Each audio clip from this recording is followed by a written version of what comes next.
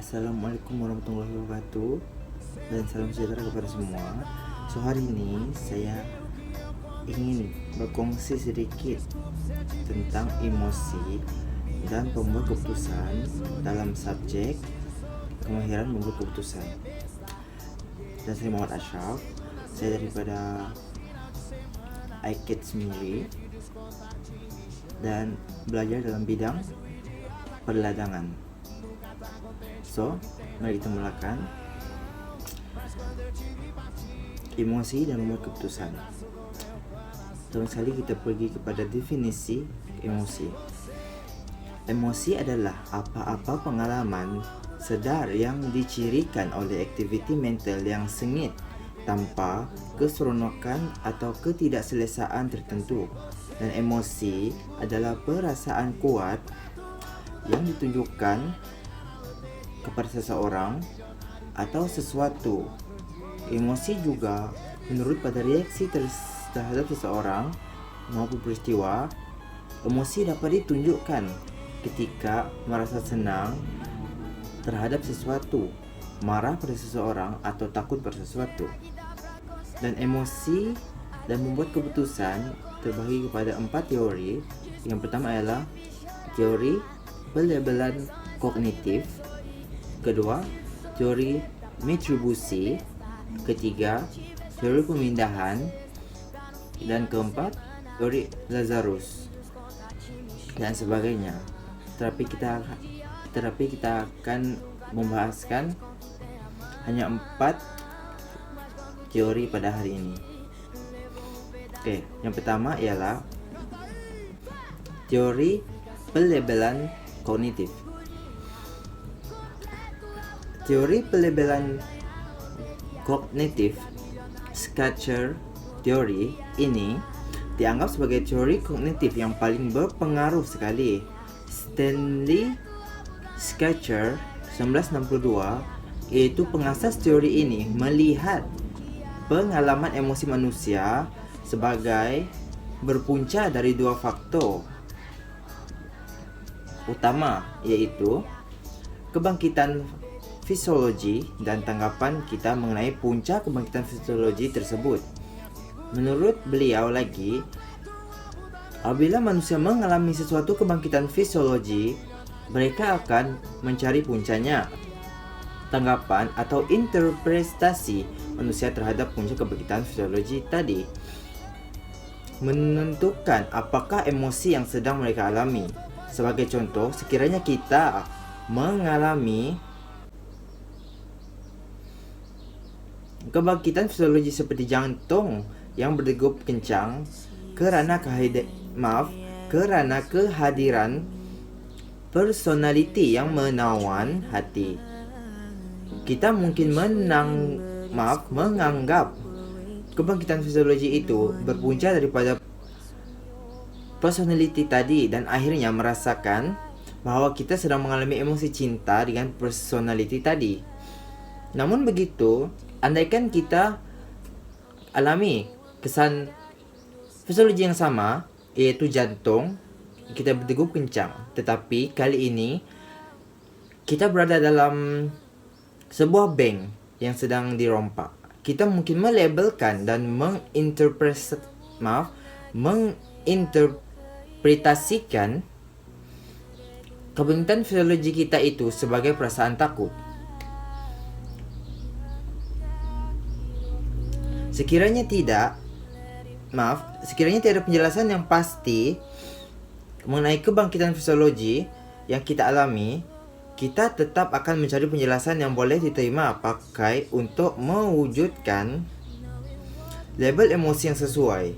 Kita tidak akan mengalami sebarang pengalaman emosi sekiranya tidak terdapat kebangkitan fisiologi. Seterusnya, kita pergi kepada teori misatribusi. Misatribusi bermaksud kesilapan dalam menentukan sumber kebangkitan emosi. Teori pelabelan Schachter dengan jelas menyatakan bahawa pengalaman emosi yang dialami oleh individu adalah berpunca daripada proses penganggapan atau pelabelan. Dari idea ini terhasil pula idea Terhasil pula idea bahawa terdapat kemungkinan individu mungkin misattribute kebangkitan emosi yang sedang dialaminya dari sumber emosional seperti takut kepada sumber tidak emosional. Seterusnya kita pergi kepada pemindahan pengujaan. Dov Zillman membangunkan paradigma pemindahan pengujaan mengikut teori rangsangan yang disiarkan oleh Stanley Schachter. Menurut pengarang ini, yang rangsangan sama dengan pengaktifan fisiologi. Walaupun menjadi teori yang lebih luas, gambaran ringkas ini cukup untuk memahami paradigma Zillman. Menurut Zillman, pengaktifan fisiologi tidak berakhir dengan tiba-tiba pada akhir keadaan yang berasal, tetapi ia memerlukan masa untuk menghilangkan kerana proses hormon yang menumpangkannya atau lambat. Iaitu, jika seseorang telah diaktifkan dengan konteks A dan kemudiannya mendapati dirinya dalam konteks B dan ini menyebabkan emosi kepadanya, pengaktifan kedua ini akan ditambah kepada yang dihasilkan oleh konteks A. Itulah yang dikenali sebagai rangsangan sisa, tahap pengaktifan yang kita seret dari satu konteks yang lain. Dan yang terakhir, kita pergi kepada teori Lazarus. Menurut Lazarus 1993, setiap emosi mempunyai 3 komponen utama: nilaian kognitif, desakan, tindakan, dan pola reaksi badan. Nilaian konektif terdiri daripada tindakan mentafsir rangsangan penting yang berkaitan dengan kesejahteraan seseorang. Peringkat pertama ini dinamakan penilaian asas. Sesudah itu baru penilaian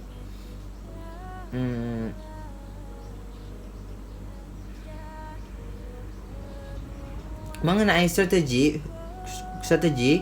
menangani stres yang muncul akibat situasi emosi tersebut. Penilaian asas merupakan penilaian kognitif mengenai antecedents emosi, bukannya penilaian mengenai isi kandungan emosi.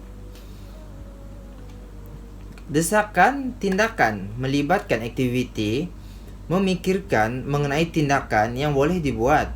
Pola reaksi badan pula merupakan tindakan balas fisiologi yang merupakan sebahagian daripada pengalaman emosi. Lazarus juga berpendapat bahawa apabila seseorang mengalami kebangkitan emosi, beliau juga akan terlibat dalam proses menangani dan mengurangkan stres. 2 cara individu menangani stres menurut Lazarus ialah palliation, dan tindakan terus. Palliasi merupakan satu proses bertahan di mana kita mengubah reaksi kita terhadap peristiwa beremosional.